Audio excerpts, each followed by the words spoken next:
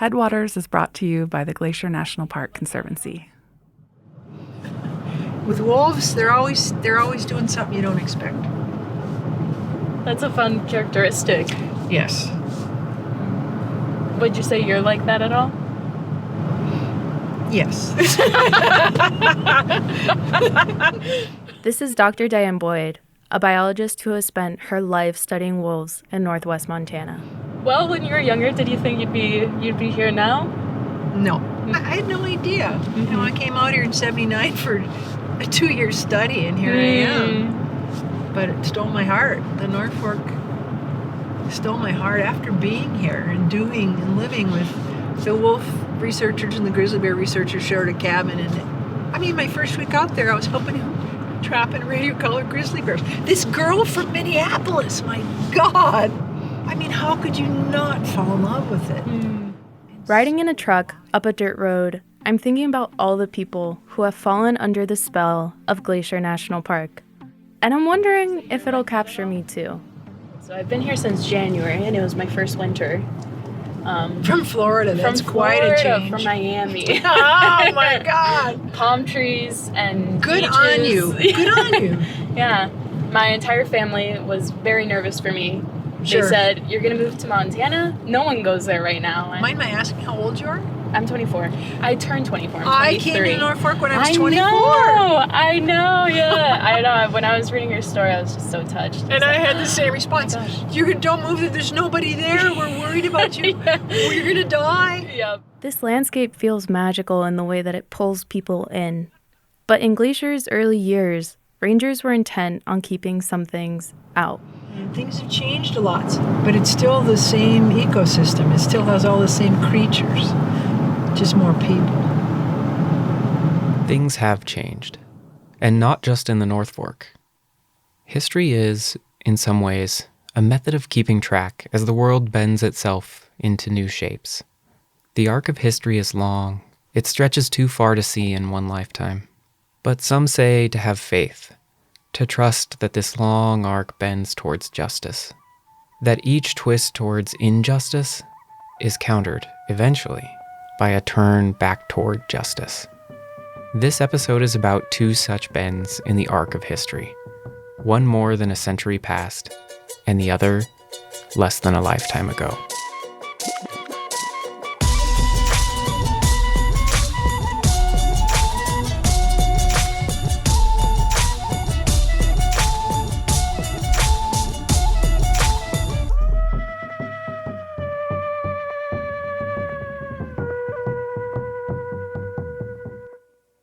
This is Season 3 of Headwaters, Becoming, a collection of histories of how this place became what it is today. And this episode is all about wolves, and also about Gaby trying to see a wolf for herself. It's about so much else, too. But you have been looking into the history and looking for wolves all year, right? There's just something about this story that grabbed my heart from the beginning. Yeah, so if you want to learn something new about Glacier, where's the best place to start? I think one of the best places to begin learning about this place is with the Glacier Institute. The Glacier Institute is Glacier National Park's official education partner. They have all kinds of classes that are open to the public. It's cool. Yeah, it is really cool. And I joined a wolf biology course taught by Dr. Diane Boyd.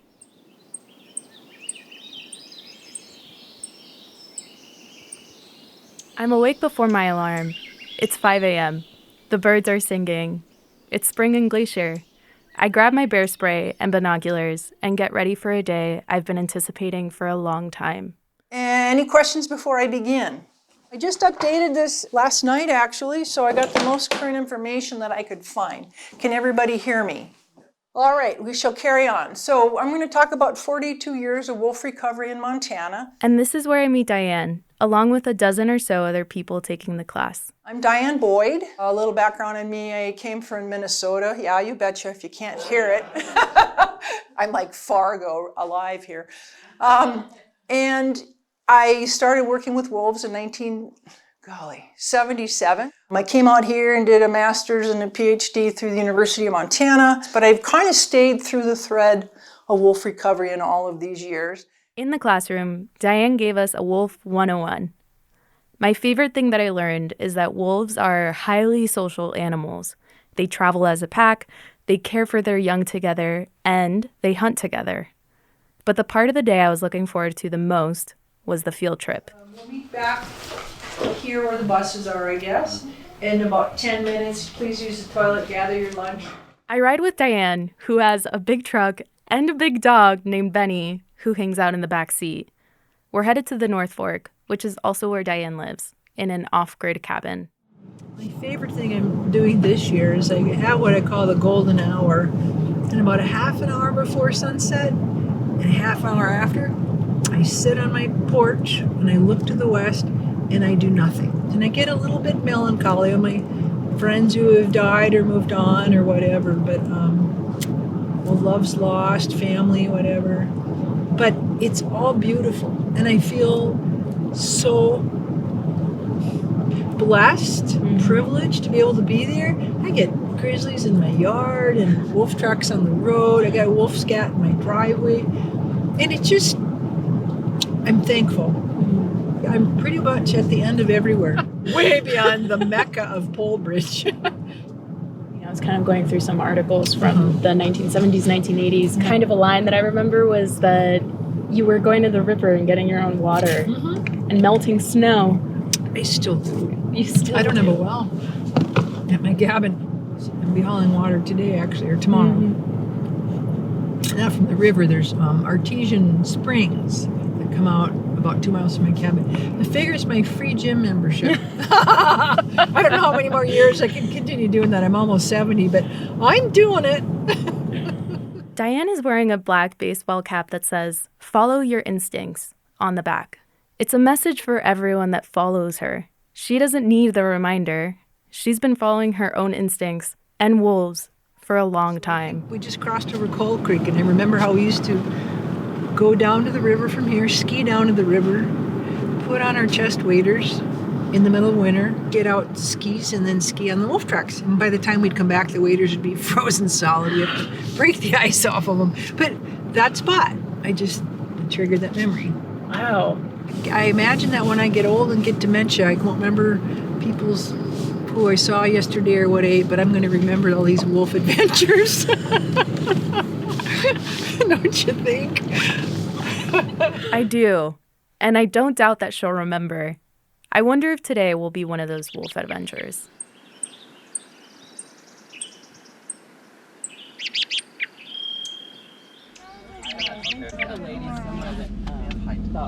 Since getting here in the winter, I've seen lots of deer and squirrels and a very elusive pine marten, but not any big animals yet.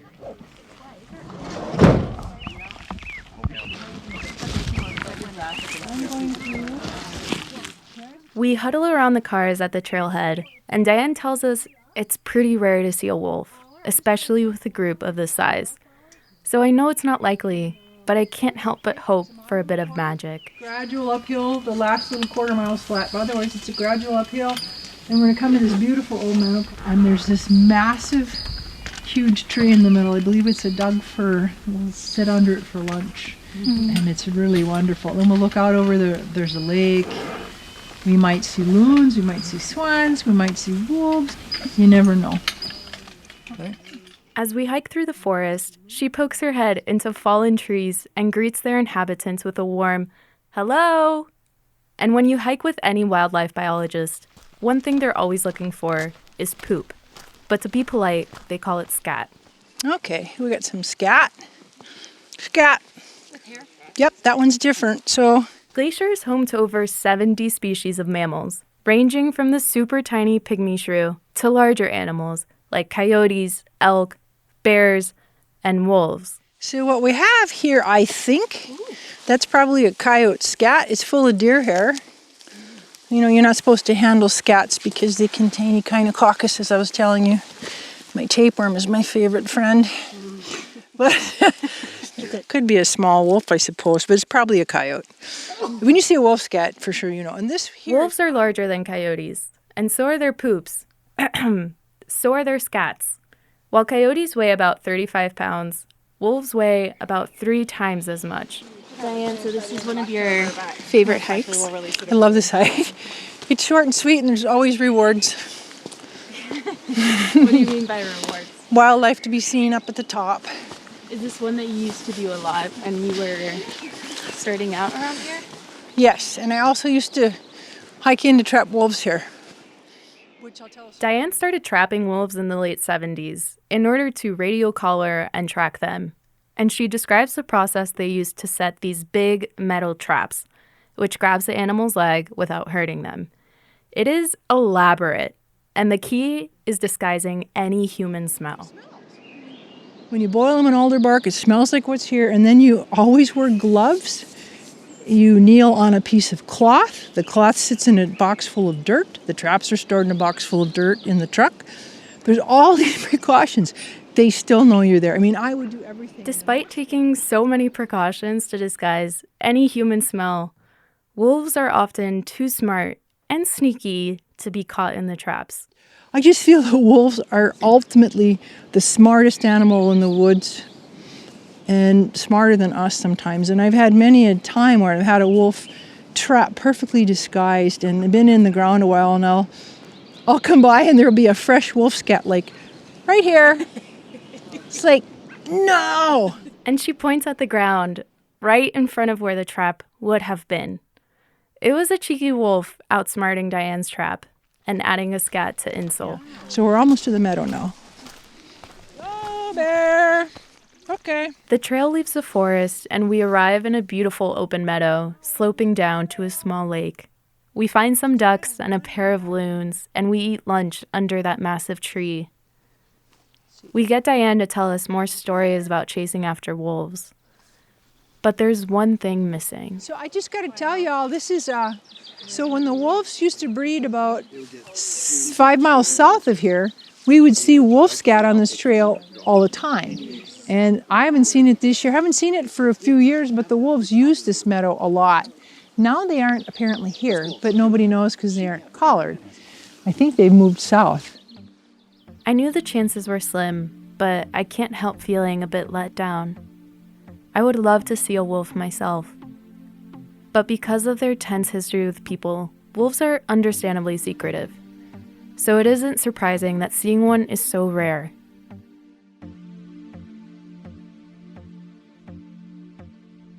So, you didn't see a wolf with Diane? No, it's such a bummer, but I'm still sort of keeping my fingers crossed.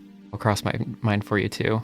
Thanks. I mean, they're special to see anywhere, I think, but they're really hard to see in Glacier. Is it just because the landscape is so densely forested? I think that's a big part of it. But, for decades, it wasn't just hard to see a wolf here. It was literally impossible because there were no wolves here at all. Because wolves were basically exterminated from the lower 48 in the 1900s. And I think it is generally underappreciated how wild it is that it was park rangers, it was the National Park Service that helped kill off wolves. It just blows my mind. It's the opposite of what I think of a national park doing today. I talked to an expert on the history of wolves to learn more about this. Historians, or just kind of everyday people thinking about the past don't ordinarily include the non-human world as a historical agent, the grand narratives, sweeping narratives that most people tell about the past. I called up Dr. Michael Wise, an environmental historian who studies the relationships between people and predators, like wolves. So, historically, where did wolves live and how many were there? Well, historically, wolves lived all throughout North America, into South America, possibly, and all across Europe and Asia. I mean, even within the last 1,000 years, there were certainly wolves present in every single inch of the North American continent at one time or another. With wolf extermination, when and where does this all start? A lot of people often begin with is that there's this sort of timeless antagonism between wolves and men. So wolf eradication happens, almost immediately with the arrival of the first English colonists to what's now the United States. The first recorded wolf bounty law in America was passed in Massachusetts in 1630, and other colonies followed suit. These early bounties were paid out in cash, tobacco, wine, and corn. Basically, as soon as colonists arrived in North America, they were trying to exterminate wolves. Yeah, I think that is a surprise to a lot of folks that one of the first, in a way, like cooperative, democratic kind of processes on the ground is like, okay, we all have to work together to kill wolves. And, so I think that if there is an explanation, the simple explanation for this is that people started killing wolves when they started raising livestock. Montana established its first wolf bounty law in 1884, 5 years before it would become a state. By this time, cattle ranching was big business in Montana. As other usual food sources were killed off, wolves turned to cows and other livestock. And not only did ranchers kill wolves threatening their herds, but the government backed a campaign to kill predators. How many wolves were killed in the 1800s and in the 1900s? Oh boy. I mean, probably overall millions over those 2 centuries. If we're thinking about just Montana, probably 50,000 to 100,000 in the 19th century, and maybe another 50,000 total in the early 20th century. It's easy to point to the livestock industry as being the beginning and end of wolf eradication. But the story isn't that simple. But wolves don't kill as many livestock as livestock growers expect them to. And the cost of killing wolves greatly exceeds the amount of money that any livestock grower ever saved from losing stock to wolf attacks. What I'm interested in then is why did there remain such a commitment to eradicating wolves? This went well beyond protecting livestock.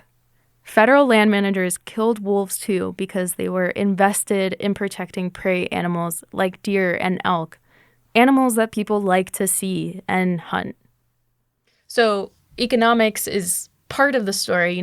Wolves killing livestock is part of the story, but it's really not the reason why people are doing this. I think that ultimately there were and remain today much more difficult to articulate and uneasy reasons why people want to kill wolves. And I think that it's important to try to understand those reasons.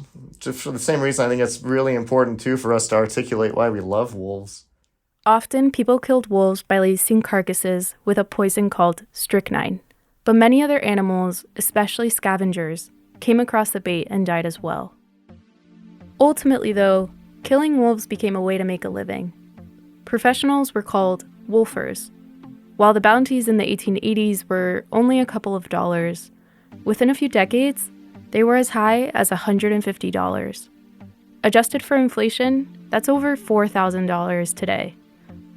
These bounties led to a lot of dead wolves, but they also backfired. Wolves became almost a kind of currency. People would try to trade in one wolf multiple times, or in multiple states. There were cases of people raising wolves, farming them, basically, only to kill them later for the bounties. Wolfers did most of the killing, and then by the 1910s through the 1930s, the federal hunters killed the kind of holdouts. And because they were paid salaries and not really incentivized to cheat, they were a lot more effective at actually bringing wolf numbers, throughout most of the country to zero. And of course, that the National Park Service had its own predator control. The National Park Service was deadly serious about killing off wolves and other predators. Yeah, I found some letters about this in the archives written by the park superintendent in 1913. It all started when a nearby liquor store, for unknown reasons, had a coyote, and they start writing to the park superintendent asking if he wants it. These letters are amazing, so I think we should have Michael and Perry read a simplified version of them. Here's the first one from Glacier superintendent asking for coyotes infected with mange. I am desirous of inoculating with mange some coyotes to turn loose here in the park, with the idea that I may eventually kill off all the coyotes in the park in that manner. Will you advise me as to where I can get a preparation of this disease? So they write back and say, sure, we have mangy coyotes for you, no charge. I got your letter and beg to advise you that there's a good supply of mangy coyotes. We will furnish you with the number of coyotes you desire, free of charge. So, mange, this is a parasitic skin disease, and it's often lethal for wolves and coyotes. I think it's the same as scabies in people, but it is highly contagious, especially for social animals like wolves. And by all accounts, it seems like a really horrible way to die. Exactly. And the dark idea here, pushed by the park superintendent, was to intentionally spread this disease through the local populations. So it seems to me like his thinking was that shooting and trapping these predators, that's fine, but maybe there's a more effective way to wage war. Right, and at this point already, most of the wolves have been killed off, so now enemy number 2 becomes coyotes, and the park wants to get rid of them in the same way. Yeah, and there were all kinds of programs and laws laid out to specifically try out this kind of biological warfare against wolves. In 1905, Montana passed a law even requiring the state vet to infect wolves with mange to try and increase its spread. Here's some more letters back and forth from the superintendent asking people to send him mangy coyotes. I'd be glad to have you send me 2 mangy coyotes. I believe this will be enough, as I already have 4 which I can infect from the ones that you send. Am shipping 2 coyotes today. Please distribute as far as possible from habitation. And then the park superintendent starts hitting some red tape. The Department of Interior writes to the park superintendent and says stop doing this because there's not strong enough evidence as to whether or not it's effective. There ends up being dozens of letters back and forth where the park superintendent is trying to get permission to spread mange through Glacier. In the end, it doesn't work out. Not because of the cruelty of it, but just because his bosses aren't convinced it'll work. So now, the superintendent is embarrassed that his plan has fallen apart and he has half a dozen coyotes in a cage and he has to mail them back to where he got them. I assure you, I have no doubt in the efficacy and safety of your method for exterminating the coyote by the inoculation of wolf mange. But for now, I have to postpone my plan. I hope to take it up later, proceeding with the inoculation next spring. I had decided to return the coyotes. I appreciate the interest and trouble you've taken. P.S. I'm sorry to inform you, one of the mangy coyotes died last night. Then the superintendent shoots off one more letter. The department has refused to allow me to exterminate the coyotes by mange. Instead, I must resort to poison. Can you advise me where you get your strychnine and possibly send me a pound? Even in Glacier National Park, predator control rangers shot and trapped so-called bad animals like the wolf and grizzly bear because they posed a threat to visitors.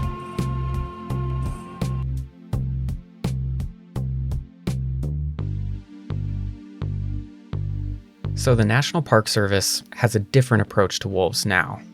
And really, all apex predators. We understand them to be essential parts of the ecosystem. As early as the 1920s and the 1930s, park naturalists and scientists were questioning the idea that predator control was necessary at all. George Melendez Wright was one of the first to set up studies that systematically gathered data on wildlife in a lot of national parks. A few decades later, in 1963, the Leopold Report came out, and that pushed everything even further. It found that in the absence of natural predators, populations of prey animals like deer and elk were getting out of hand in some parks. And instead of humans culling or hunting excess animals, the Leopold Report advocated for natural predation as the best way to keep ecosystems in balance. For example, let the wolves hunt the deer or the elk and keep populations in check like that. It was a really big step at the time, but it's hard to imagine anything different now, some 60 years later. Conservationist Aldo Leopold described the loss of wolves as the snuffing of a fierce green flame. Another writer, Barry Lopez, simply said, "Dead wolves were what Manifest Destiny cost." What wolf eradication really accomplished was that it was a way of laying title to the American West. It was a way of laying title to the Northern Rockies. So killing wolves above all, was a ceremony of possession, of taking over this space. It was central to the colonial process. If one of these Central American historical narratives is the winning of the West and the sort of conquest of man over nature, but the reality is nature never got conquered. A few decades into the 1900s, wolves have pretty much disappeared from the landscape, including Glacier National Park. The park was still a beautiful place, full of wildlife, but there were no wolves here anymore. Gone were the tracks in soft snow, the kills that provided food for scavengers, the howls in the early morning light. Yeah, like everybody, everybody who says they love wolves, I love wolves, but I don't really know why. I'm working to be a wolf lover is maybe a better and more honest description. And what I mean by that is that I don't just love the idea of wolves. You know, I want to be able to love wolves for who they are, even when they do stuff you don't like. Not just love wolves because I think it's cool that they howl or because they make me feel like there's still wildness that's present. Ultimately, rather than vilifying wolves, that lets us off the hook too much. It's probably just better for us to acknowledge our human footprints on the world and acknowledge that in order to sustain ourselves, we have to incur a certain amount of violence and destruction upon the world that we inhabit. And it's not possible to live otherwise. But maybe, by thinking of ourselves more like wolves and less like the things that are better than wolves, we can come up with a more honest accounting of our actual impacts.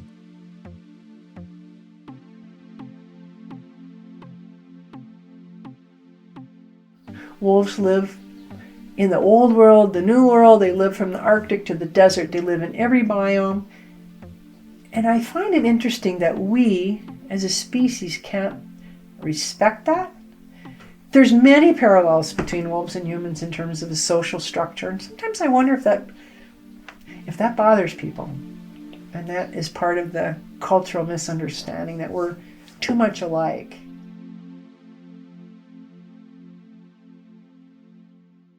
Diane gives me a tour of her cabin and pulls out photos of when she and her friends were building it. Is this you? Yeah. When I was 40 years younger than I am now. Is that your little outhouse? Yeah, that was my first thing I ever built in my life, was my outhouse. And I thought, yeah, I've built an outhouse. I can build a cabin. In a small cabin, she has more art of wolves than I have seen in my life. Cast irons hang from the ceiling, a bathtub is next to the front door, and there are 3 very conveniently placed dog beds for Benny. My favorite thing about her cabin, though, are the skeletons in her closet. All of these shelves were full of skulls, wolf skulls, bear skulls, lion skulls. And I put them away because I had to put my stuff somewhere. Me and all my 30 dead friends. We sat down and talked about wolves all afternoon over several cups of tea.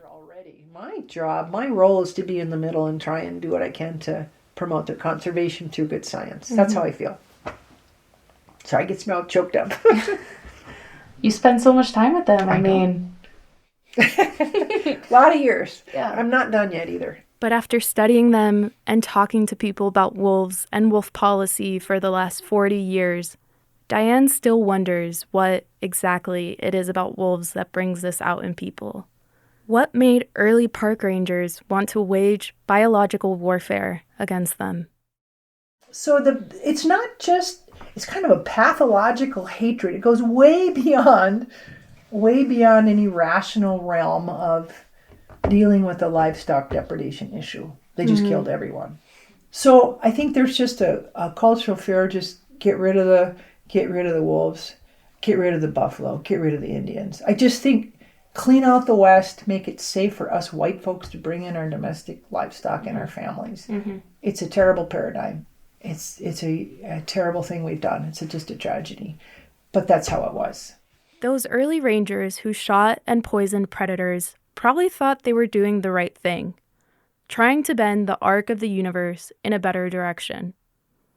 But the universe had its own plans. So I've gone from the culture where Being when I was young, all the wolves were killed off. Then when I got here, there were so few of them. By the time Diane arrived in the late 70s, wolves had been gone for about 50 years.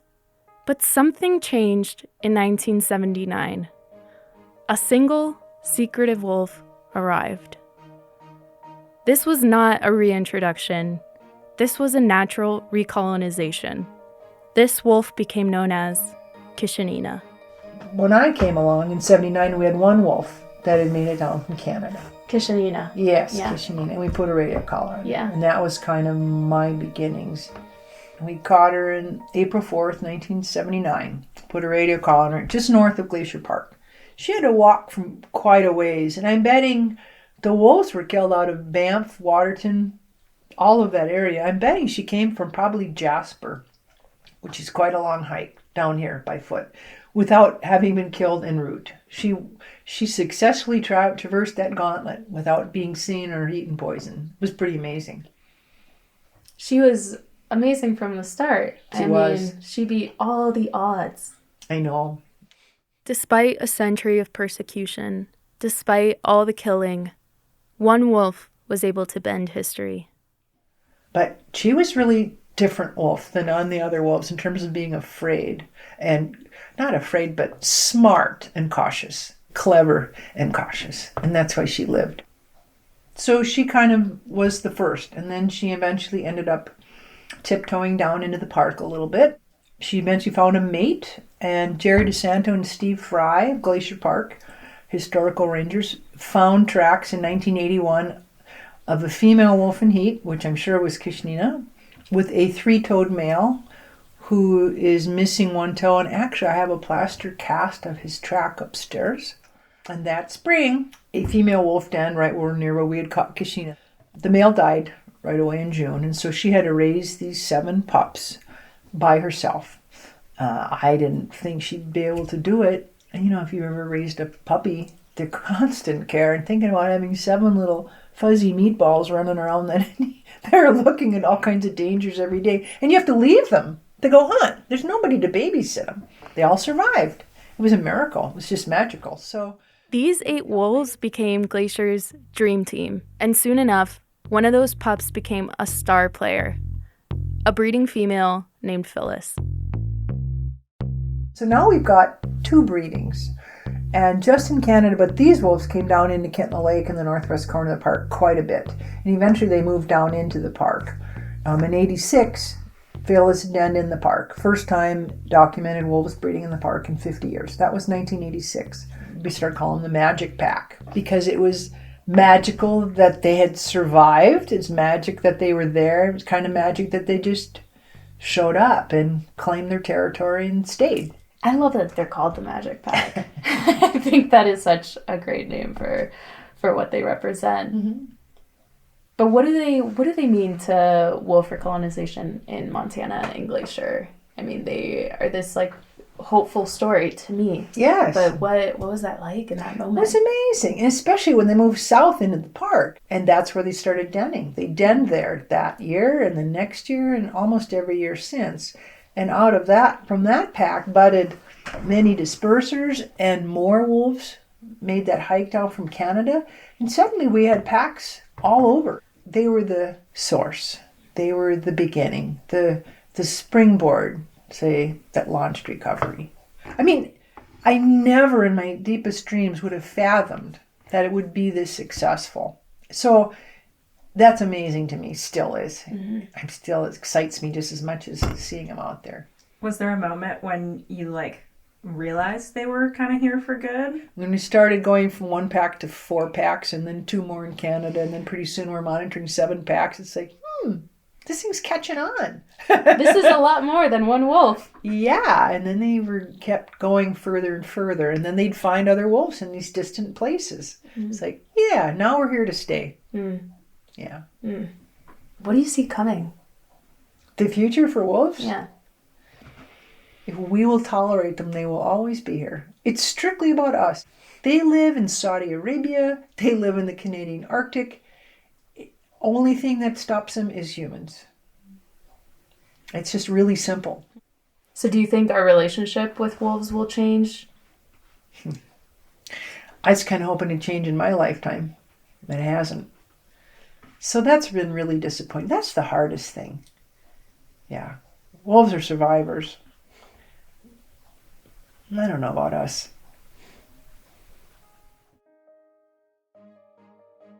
And then, just as I'm about to ask Diane another question, her eyes go wide, her mouth drops open, and her arm shoots up, pointing out the window. I look down the driveway, past the outhouse, and I see two eyes looking back. It's like, it was right there. There's a black wolf walking through my yard. I'm kidding you. I'm starting to scare her. My heart is pounding. Wow. Oh my God, you guys are good charms. It's a magical moment. And for a few seconds, I'm under its spell. Our arcs bending together. Is that the first wolf you've ever seen, Gaby? Yeah. Right in my house? Yes. How special is that? It's like, Wow. my heart is still pounding. Yeah, me too. I haven't totally processed that. First time I see a wolf. At Diane With Boyd's Diane house. Boyd. I know. How fun is that? He was walking right down the driveway and then cut over. You saw him. Did you see him on the driveway too? Mm-hmm. Yeah, you got a good view of him then. Mm-hmm. I just was so shocked. It's like, I love that we went on a wolf course with the Glacier Institute and hiked and looked and all that. And here we are, just in your house, just talking, and it's amazing. we get a little sighting. It's just, that was one of the biggest joys of the year, maybe the biggest joy in several years, is to just see a wolf in the wild and just doing his thing, walking through the forest on my land. And anyway, sorry, I'm still high from seeing that wolf. After all these years, can you believe that? My God. Wow. I love that. Every sighting is just as exciting as, It totally as the is. first time.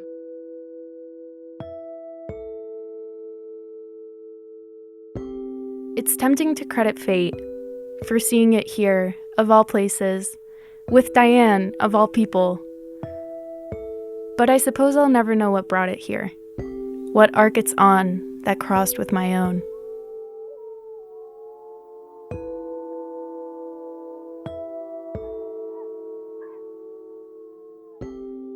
Since ancient times, my kind has shared the northern world with humans, sometimes as friends, other times as rivals. Our relationship a long pendulum, swinging in an arc from peace to war. I was born into a time of war. This is well known. But what force of gravity pulls the swing from one direction to the other? This is less known. But they say it can be sensed in the wind. I sniff the air under a winter moon. A new smell blows from the south. So, I follow it. I was born in the time of war, but perhaps I can live to see a time of friendship. For 9 days and 9 nights, I trot south, alone, following my nose. It leads me to a land of icy mountains.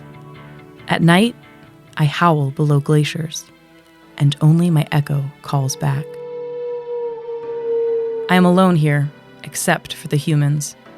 They follow my tracks, and I follow theirs. We inspect each other from a distance in an uneasy peace. The night I'm captured, I realize the war is not over, not at all. I expect they will kill me. Surviving an encounter with their kind is unknown. Instead, the humans are gentle. They fit me with a collar and let me go. Then, one night my howls are answered, and I am no longer alone. Before long, I'm tending a den of pups, and then I'm really not alone. I teach my pups to be wary, to stay hidden, but also that they are born into an era of change. The war is not over, and they are not our friends yet, but the arc is bending once again.